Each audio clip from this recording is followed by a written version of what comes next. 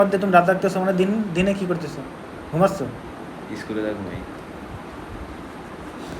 দেখো শেষের দুইটা ক্লাস। তাহলে গত ক্লাসে আমরা এটিপি সম্পর্কে জানছিলাম। এটি মানে অ্যাডিনোসিন ট্রাইফসফেট, তাই না? অ্যাডিনোসিন ট্রাইফসফেট অর্থাৎ অ্যাডিনোসিনের সাথে 3টা ফসফেট যুক্ত থাকে, তাই না? এটা যদি আমি ধরি অ্যাডিনোসিন, নাইট্রোজেন বেস আছে, আছে অ্যাডেনিন আছে, তো ধরি যদি আমি এখানে একটা অ্যাডেনোসিন আছে, আমরা এটাকে এইভাবে গোল আকারে ধরলাম অ্যাডেনোসিন, এর সাথে কয়টা ফসফেট যুক্ত আছে? 3টা ফসফেট যুক্ত আছে। এটাকে বলে আমরা অ্যাডেনোসিন ট্রাইফসফেট। এবং এই প্রতিটা ফসফেটের সাথে কি থাকে? কিছু শক্তি নিয়ে থাকে, আমরা গত ক্লাসে দেখছিলাম, তাই না? কিছু শক্তি ধরে রাখে, এগুলো পরবর্তীতে কাজে লাগানো যায়। এই জন্য এদেরকে বলা হয় এনার্জি কারেন্সি বা জৈব মুদ্রা। ওকে, তো আমরা দেখছি। এখন কথা হলো, এই যে শক্তিটা উদ্ভিদের জমা রাখলো, কোথা থেকে পেলো বলো তো? এটিপি। উদ্ভিদের শক্তিটা জমা রাখলো এটিপি হিসাবে, এটা কোথায় পাইছে? সালোক সংশ্লেষণ পরীক্ষার মাধ্যমে, না? তো এখন সেই সালোক সংশ্লেষণ পরীক্ষাটাই আমরা আগে দেখব। সালোক সংশ্লেষণ বা ফটোসিনথেসিস, খাওয়া দাওয়া সব বাদ দিয়ে পড়বা আজকে থেকে, ঠিক আছে? অন্যান্য সব পড়বা, পরীক্ষা নেবো, এজন্য তোমাকে সব কিছু বাদ দিয়ে এটা পড়তে হবে। পরের দিন যেন একটা কথা না শুনি, স্যার এটা সমস্যা, এটা বুঝি না, এটা বুঝি না। তার কারণ আমি সুযোগ দিয়েছিলাম, সুযোগ হাতছাড়া করছি, কথা বলতে পারবো না। অসুস্থ দেখবো না, তোমার অসুস্থ হলে করতে হবে। সালোক সংশ্লেষণ বা ফটোসিনথেসিস। ফটোসিনথেসিস মানে কি? তো আমরা এটা নর্মালি বেসিকটা বুঝি আসলে, যে সালোক সংশ্লেষণ হলো এমন একটা প্রক্রিয়া যার মাধ্যমে উদ্ভিদ খাদ্য তৈরি করে। আর এই খাদ্য তৈরি করার জন্য উদ্ভিদের যা প্রয়োজন হয়, সবুজ পাতার ক্লোরোফিল, অর্থাৎ সবুজ পাতায় মাত্র কী তৈরি করতে পারে? খাদ্য তৈরি করতে পারে। এই জন্য দরকার হয় সবুজ পাতার ক্লোরোফিল, তাই না? এর মধ্যে ক্লোরোফিল থাকে, সেই ক্লোরোফিল। ওকে, ধরলাম ক্লোরোফিল।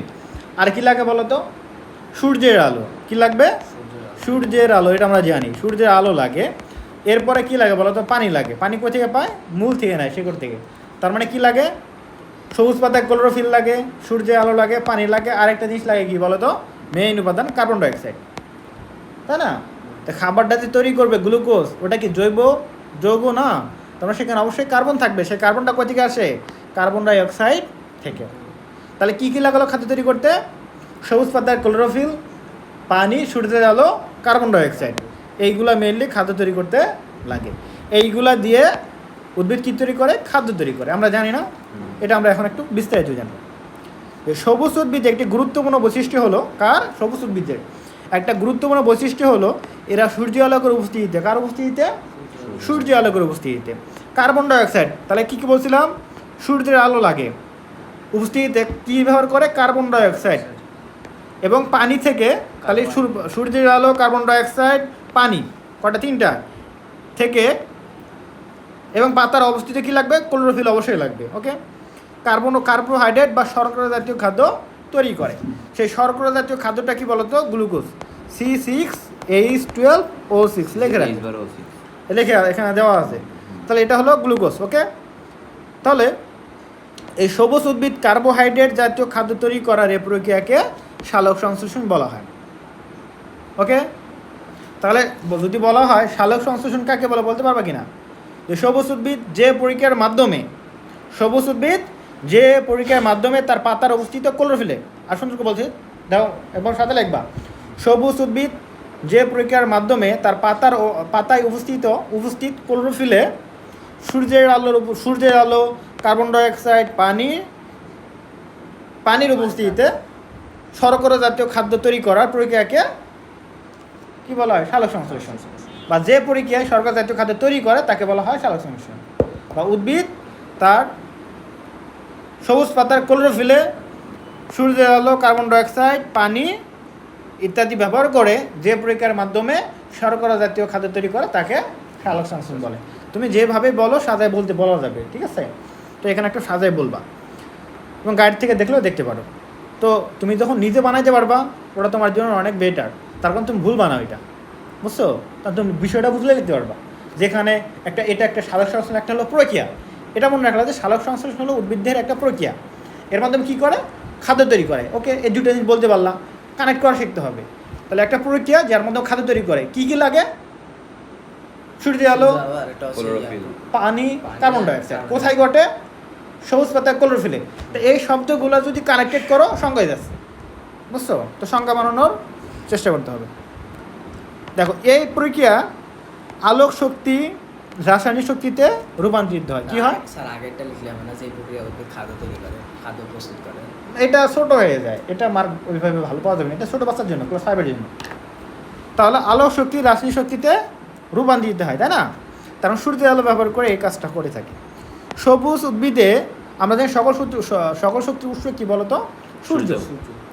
সবুজ উদ্ভিদে প্রস্তুত খাদ্য উদ্ভিদ নিজে বাঁচার জন্য প্রয়োজনীয় বিপাকীয় প্রক্রিয়া সম্পাদন করতে ব্যবহার করে।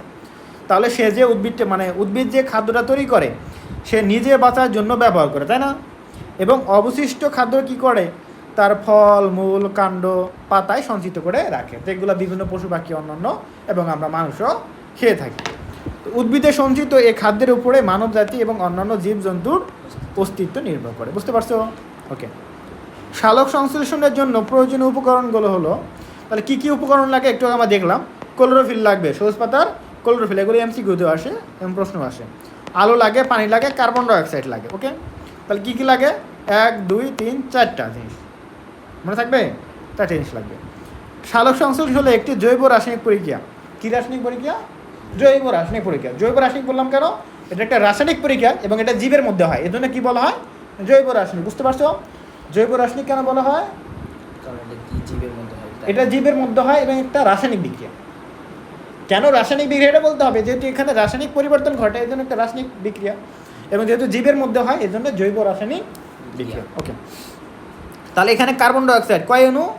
6 অণু কার্বন ডাইঅক্সাইড, মনে রাখবা। এখানে 6 অণু কার্বন ডাইঅক্সাইড এবং 12 অণু পানি। কয় বলো তো?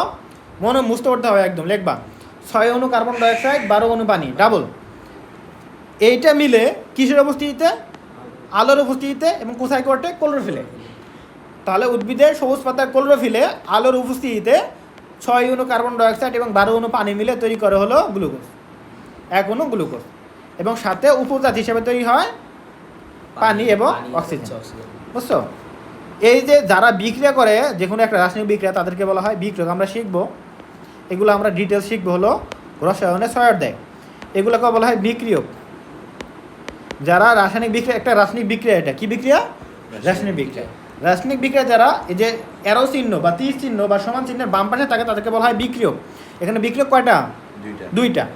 এবং যারা এটা সহায়তা করে বিক্রিয়া ঘটতে, যে অ্যারো চিহ্নের উপরে দেয়, তাদেরকে বলি আমরা প্রভাবক। লিখে রাখো, প্রভাবক। তোমাকে বলতে হয় কেন? এদেরকে বলা হয় প্রভাবক। অ্যাটেন্টিভ হতে হবে ক্লাসের মধ্যে, ঠিক আছে? তাহলে যারা রাসায়নিক বিক্রিয়া অংশগ্রহণ করে তাদেরকে বলা হয় বিক্রিয়ক, আর যারা এই বিক্রিয়া সংগঠন করতে সহায়তা করে তাদেরকে বলা হয় প্রভাবক। বুঝতে পারছো? ওকে। এবং রাসায়নিক বিক্রিয়ার মাধ্যমে যা তৈরি হয় তাদেরকে বলা হয় কি বলতো?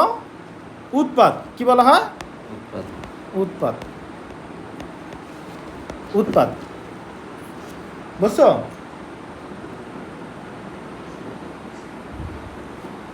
এটাকে বলা হয় উৎপাদ।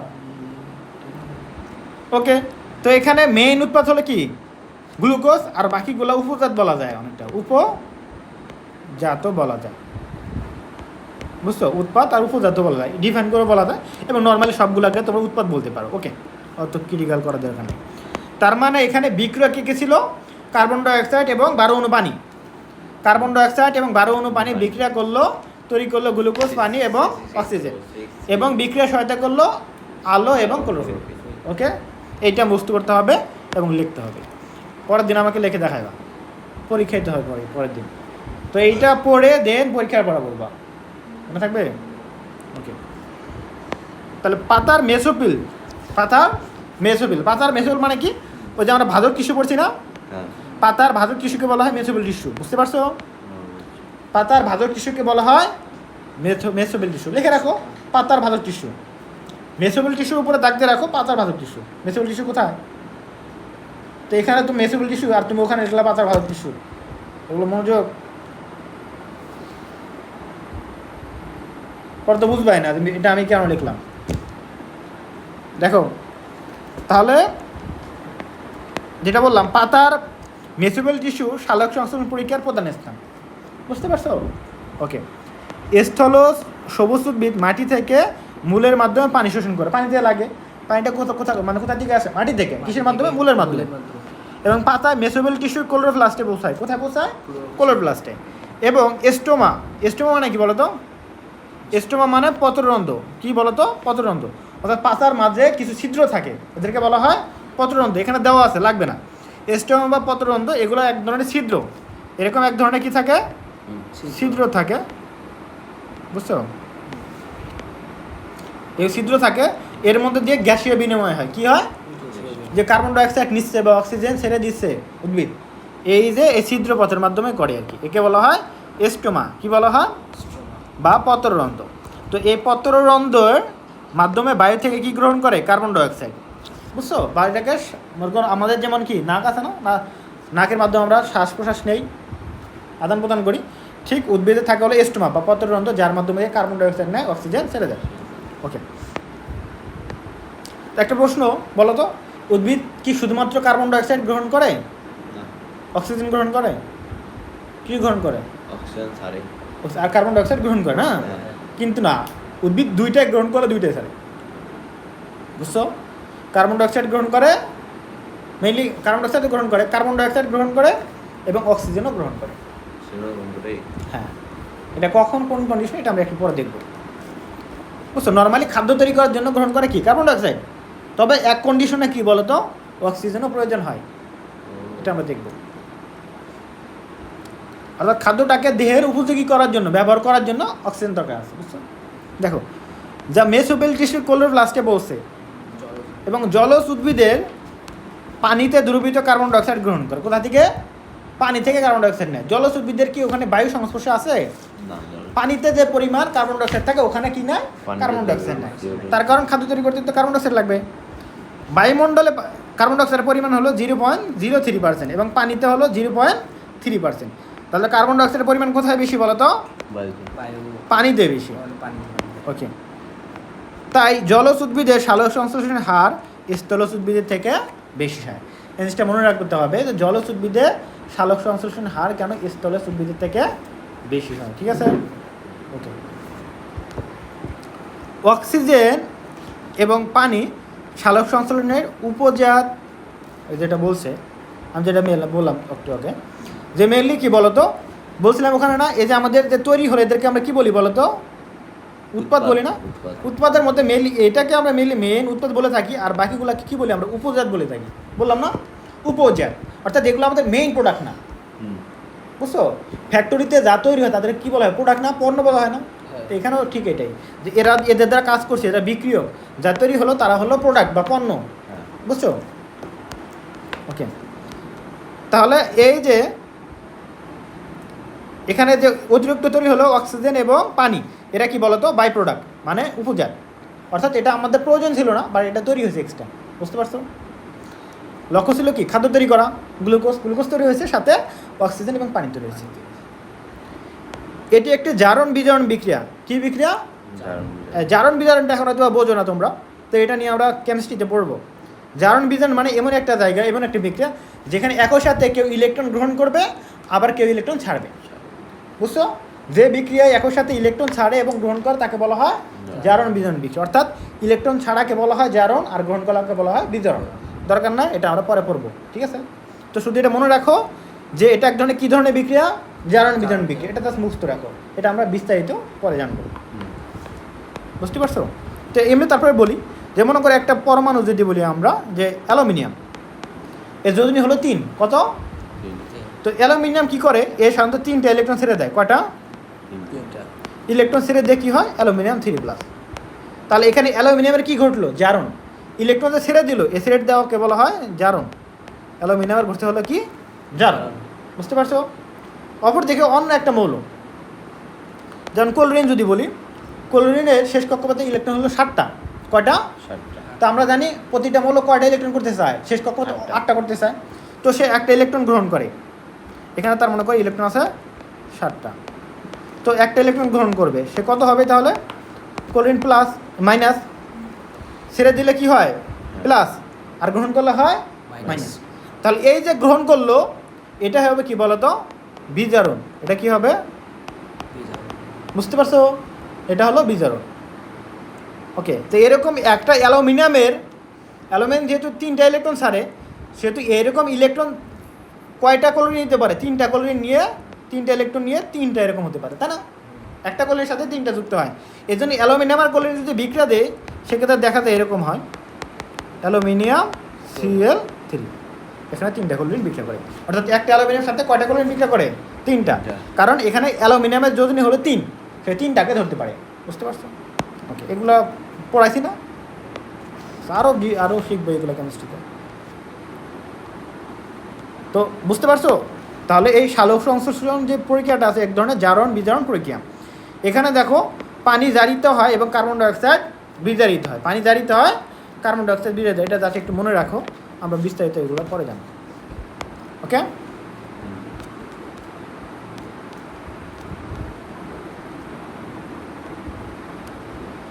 এখানে দেখো সালোক সংশ্লেষণ দেখো এখন ক্রিটিক্যাল কিছু পর্যায়ে আছে সালোক সংশ্লেষণ প্রক্রিয়াটা কীভাবে হয়। এখানে দেখো একটা আছে আলোক পর্যায়, অর্থাৎ আলোর উপস্থিতিতে ঘটে, অর্থাৎ আলো থাকলে তখনই শুধুমাত্র হয়। আরেকটা আছে কি অন্ধকার পর্যায়, আলোক নিরপেক্ষ পর্যায় বা অন্ধকার পর্যায় বলা হয়, যেখানে আসলে আলো অতটা প্রয়োজন পড়ে না। তো 2টা পর্যায় আছে। তো আমরা এগুলা পরের ক্লাসে বিস্তারিত জানবো, তার কারণ বেশি হয়ে যাবে পড়া, ভুলে যাবে, পরে বলো আপনি পরীক্ষা দিতে হবে, পরীক্ষা পরে পড়তে হবে, বুঝছো? তো এগুলো পড়তে হবে। তো আমরা একটু